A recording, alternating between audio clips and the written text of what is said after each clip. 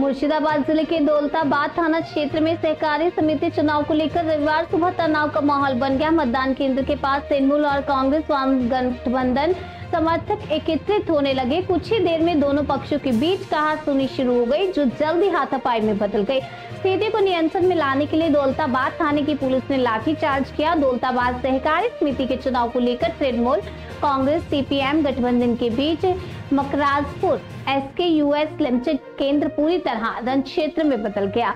आज कुल 6 जोनों में मतदान हो रहा था और कुल 156 मतदाता थे। कांग्रेस का आरोप है कि तृणमूल कांग्रेस ने मतदान में बाधा डाली और विभिन्न स्थानों से आए मतदाताओं पर हमला किया और उन्हें पीटा गया। यहाँ तक कि पुलिस पर भी आरोप है, उन्होंने ये सब कुछ देखने के बावजूद कोई कार्रवाई नहीं की है।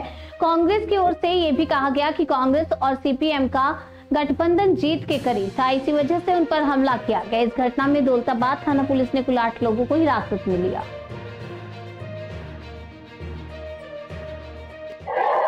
কি বলবো বলুন তো, শেষ থেকে শুরু করব না প্রথম থেকে শেষের দিকে যাব, আমি তো নিজেই বুঝতে পারছি না। এই রাজ্যে কোনো নির্বাচন একমাত্র লোকসভা বা বিধানসভা, যেখানে মমতা ব্যানার্জির খুব হাত থাকে না, বাদ দিয়ে পৌরসভা পঞ্চায়েত সমবায় যাই হোক, সেখানে একটাই মাত্র লক্ষ্য, ধরো মারো, ভোট কারো, ভোটে জয়লাভ করো। এছাড়া কোনো তত্ত্ব পশ্চিমবঙ্গ সরকার মানুষের কাছে তারা উপস্থাপনা করতে পারেনি। ফলে আজকের ঘটনাটাও ঠিক তার ব্যতিক্রম নয়। দৌলতাবাদ হাই স্কুলে আজকে সমবায়ের ভোট হচ্ছে। অনেক দিন আগের থেকেই শাসক দল জানে যে অন্ততপক্ষে এই সমবায় নির্বাচনে তাদের অবস্থা ভালো না, শাসক দলের অবস্থা ভালো না, শাসক দলের মানসিকতাও ভালো না।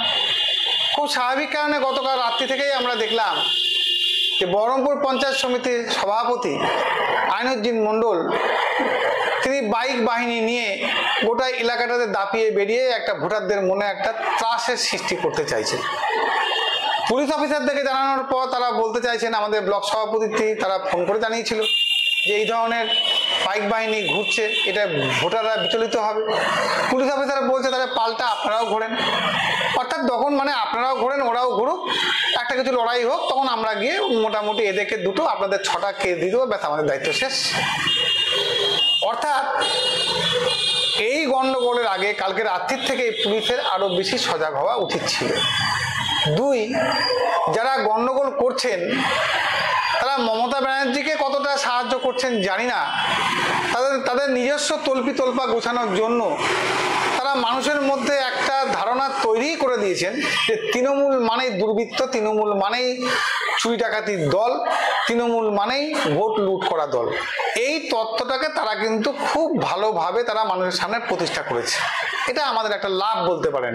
মমতা ব্যানার্জি কতটা ক্ষতি, মমতা ব্যানার্জি কতটা লাভ, এটা মমতা ব্যানার্জি বিচার করবেন। কিন্তু এই সমস্তগুলো করে মানুষের মধ্যে তাস, আজকেও আমাদের সেখানকার টেন্ট ভেঙে দেওয়া হয়েছে। আমাদের যিনি উপপ্রধান প্রদীপ, তাকে মেরে মাথা ফাটিয়ে দেওয়া হয়েছে। অর্থাৎ সমবায় নির্বাচন হয় যাই হোক, আমার তো মনে হচ্ছে আগামী দিনে তৃণমূল কর্মীদেরকে বা তৃণমূল নেতৃত্বকে কোনো বিয়ে বাড়ি বা জন্মদিনেও বোধহয় নিমন্ত্রণ করা ঠিক না। কারণ ওরা যেখানেই পৌঁছাবে সেখানে হয়তো দেখা যাবে ফার্স্ট ব্যাচে বসবো না লাস্ট ব্যাচে বসবো, এটা নিয়েও মারামারি লাগিয়ে দেবে। ফলে তাদেরকে মনে হয় এবার সামাজিক বয়কট করার এবার সময় চলে এসেছে।